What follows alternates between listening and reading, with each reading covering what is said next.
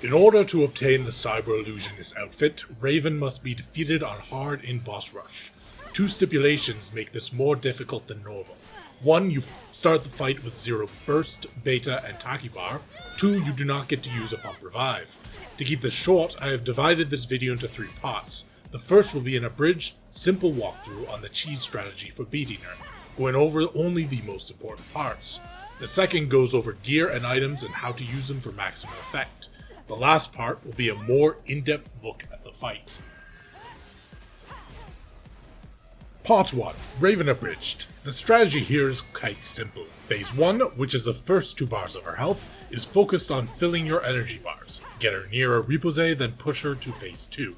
Phase 2, normally far more difficult, is made easy by unleashing back-to-back abilities. For Exospines, I used Reflex and Protection. For gear, consider Protection, Damage, Beta, and Attack Speed. Use Pulse and Sonic Grenades in Phase 1, Shock Grenades for Phase 2. Using this strategy does make Phase 1 more difficult than normal, but the trade-off is that you can then cheese the longer and much more difficult Phase 2.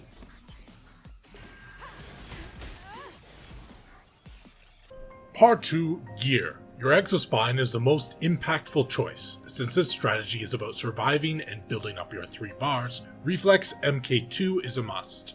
On hard, the window for a perfect parry or dodge is far smaller. This Exospine is multi-purpose. It increases your survival, earns energy faster, and helps to break Raven's balance. Protection was my second choice, and I do not think I need to explain why.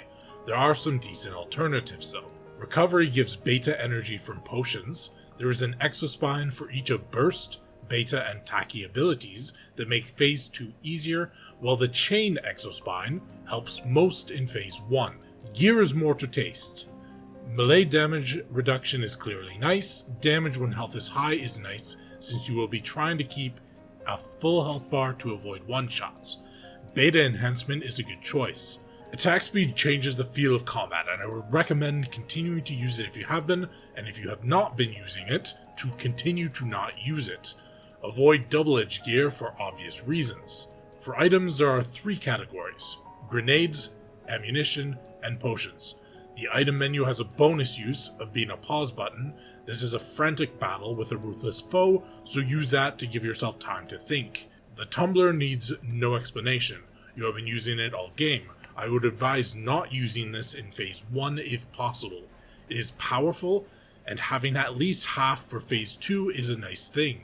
However, if you're deep in Phase 1 and get low on health, absolutely pop one off. The other 3 potions should be your potions for Phase 1.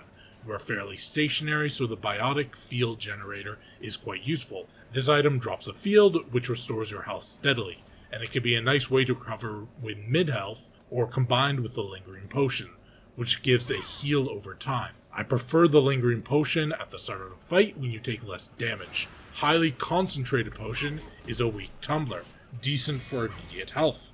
Using a potion without dying is tricky. Raven does long combos. Use a potion after you successfully dodge or parry the last move in a combo, as she can start a new combo if not parried and kill you during potion use. You may have ignored grenades until now. That is about to change, with the exception of the Smart Mine, which can damage yourself and often misses while doing very little to Raven. Avoid that. In my strategy, the goal is to use the Pulse Grenades first. This takes down her shield in the first phase. Once you have her shield down, Sonic Grenades can deal 2 ballast damage each. Much like potions, the safest time to use a grenade is right after parrying her combo. Ideally, you will be able to get her balance to 0 right after depleting her shields, then get her balance close to 0 a second time before pushing her to Phase 2. The last Shock Grenades are for Phase 2. Use them to give yourself a moment to heal or to disrupt her counter stance, which is a blue version of your own Burst Circle skill. Ammo can leave you a bit open for attack. If you are not accustomed to using it during battle, you may want to skip it. Stinger missiles do good damage and shield reduction. They are likely the best ammo for the fight. The time when she jumps away are your best openings. The shotgun and incendiary are also solid, and after a purple dodge are even more so. I could not find a time for using the blaster cell, and regular ammo never seemed worth it. Is my battle.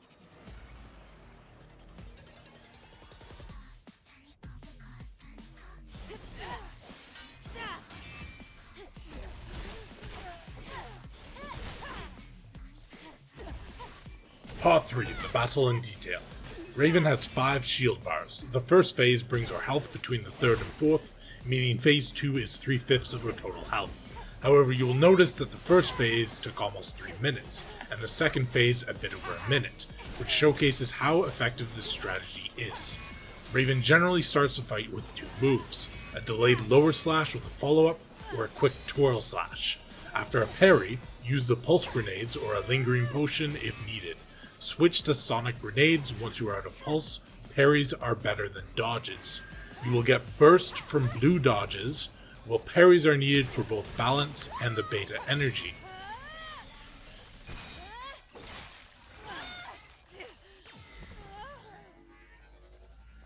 There are some attacks that must be dodged. One is one of the jump attacks, as well her most deadly phase 1 attack, where she charges up, then does 2 blue sword swipes, followed by a purple dodge. She has a combo that ends in a blue dodge, as well as one that starts with a blue dodge, followed by an immediate second blue dodge, which you need to dodge both of, or you will likely die.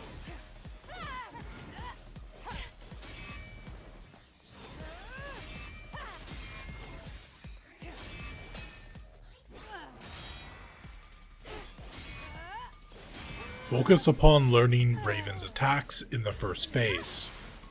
As well, consider using some of your beta or burst energy if you happen to max it out early. Raven is still a challenge in the first phase with many attacks to learn, but by the end of this you should be an expert, at least in her first phase.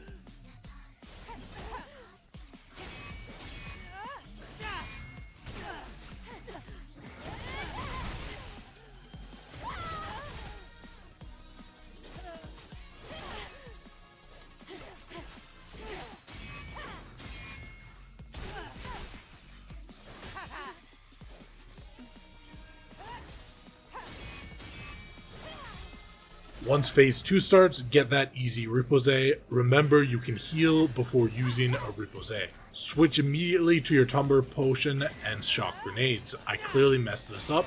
She prepares her counter stance, which is similar to our own Burst Circle counter. This ability lets her counter you, does major damage, and ends with a jump attack. You can outrange the blue field. You can also dodge both abilities. However, this combo is the deadliest move in phase 2 and was a bad moment for me to slip up. This is the best place for a shock grenade. A second option is to use Taki mode. Despite the screw up, I barely dodged the follow-up, but don't have time to heal, so I have to use Taki earlier than preferred. It is vital to remember that once Taki mode ends, you can be immediately killed. For skill use, most beta skills have a charge up. Shield Breaker is normally a good skill, but not here. Burst abilities are largely instant. I used Overdrive, which is Burst X, that spam beta square ability Triplet. The held triplet, rather than charging, does an extended instant attack, and you can press square at the end for a finisher. Triplet combines good damage, shield damage, and knocks Raven back no matter what she is doing, with the one exception of her counter stance, which is why I prefer to keep Taki as long as possible.